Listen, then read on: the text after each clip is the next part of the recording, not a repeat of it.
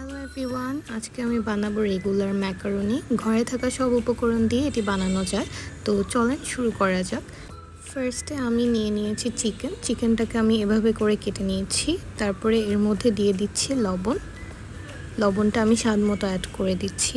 আপনারা চাইলে চিকেন নাও ইউজ করতে পারেন, যেটা থাকবে তাই অ্যাভেলেবেল ওইটাই ইউজ করতে পারেন। তারপরে দিয়ে দিচ্ছি গোলমরিচ। এখানে গোলমরিচ আমি যতটুকু ঝাল খাবো সেই অনুযায়ী দিয়ে দিচ্ছি। তারপরে দিয়ে দিচ্ছি আমি এখানে সয়া সস। তারপরে এগুলো সব কিছুকে ভালোভাবে একসাথে মিশিয়ে সাইডে রেখে দেব।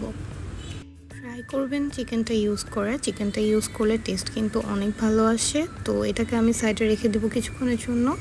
তারপরে আমি এখানে আমার যে ম্যাকারনটা আছে, যে প্যাকেট পাওয়া যায়, এটাকে জাল করব। এর জন্য ফার্স্টে আমি পানি জাল করে নিব। পানির মধ্যে আমি দিয়ে দিচ্ছি লবণ আর তেল। এগুলো অবশ্যই দিবেন, তাহলে আমার পাস্তাটা ঝরঝরা হবে। তারপর আমি দিয়ে দিচ্ছি আমার প্যাকেটে থাকা যে ম্যাকারনি। আমার কাছে এরকম মিক্সড ম্যাকারনি ছিল অনেকগুলো শেপের। আপনাদের কাছে যেটা অ্যাভেলেবেল থাকবে আপনারা সেটা ইউজ করবেন। এবার আমি নিয়েছি এটাকে সিদ্ধ করে নিচ্ছি।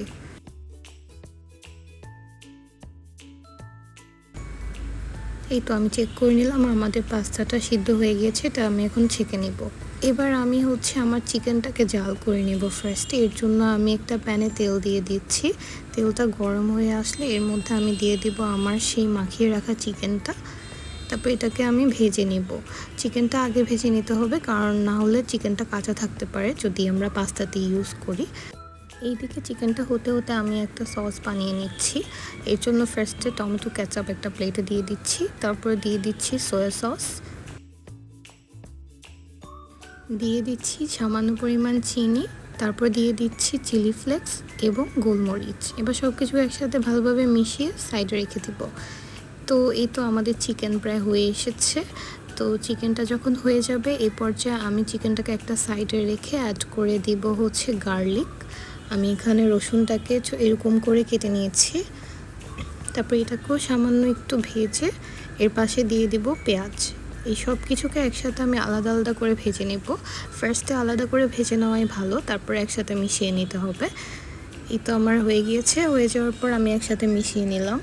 এই পর্যায়ে আমি অ্যাড করব ডিম। আমি এখানে একটা ডিম ইউজ করেছি। ডিমটা দেওয়ার পর আমি এর মধ্যে সামান্য একটু লবণ দিয়ে একটা সাইডে এভাবে এটাকে ভেজে নেব। ভেজে নেওয়ার পর একসাথে সব কিছু মিশিয়ে আরও কিছুক্ষণ ভেজে নেব। তারপরে এর মধ্যে দিয়ে দিব গাজর। আপনাদের কাছে যা যা অ্যাভেলেবেল থাকবে সব দিবেন। আমি এখানে গাজর আর ক্যাপসিকাম ছিল, ওগুলো ইউজ করেছি। তারপরে আমার যে বানিয়ে রাখা সসটা, ওইটার হাফ আমি এখানে দিয়ে দিচ্ছি। অবশ্যই ফুলটা দিবেন না, হাফ দিবেন। তারপরে এই তো আমি এটাকে ভালোভাবে মিশিয়ে নিয়েছি। তারপরে এই পর্যায়ে আমি অ্যাড করছি সামান্য একটু লবণ, যেহেতু গাজর আছে ওখানে আমি একটু লবণ দিব। তারপর এটাকে সিদ্ধ হতে দিব। আমার গাজরটা অলমোস্ট সিদ্ধ হয়ে এসেছে। এই পর্যায়ে আমি অ্যাড করে দিব কাঁচামরিচটা এই সময় দিলে ভালো হয়, নাহলে বেশি ঝাল হয়ে যাবে। তারপরে আমি এখানে মশলা দিয়ে দিচ্ছি। প্যাকেটের মধ্যে দুটো মশলা থাকে, আমি একটা এখন ইউজ করেছি আর একটা পরে ইউজ করব। এই তো আমাদের সিদ্ধ করে রাখা ম্যাকারনিটা এবার আমি এর মধ্যে অ্যাড করে দিচ্ছি। এবার এর উপরে আমি বাকি সস এবং আমার মশলাটা দিয়ে ভালোভাবে সব কিছু একসাথে মিশিয়ে আরও কিছুক্ষণ ভেজে নেব। সব কিছু ভালোভাবে মিশিয়ে নিয়ে তারপরে আমরা সার্ভ করতে পারবো। তো এই তো আমাদের পাস্তা রেডি। এবার আমরা একটি সার্ভিং প্লেটে এটাকে সার্ভ করে নিয়েছি।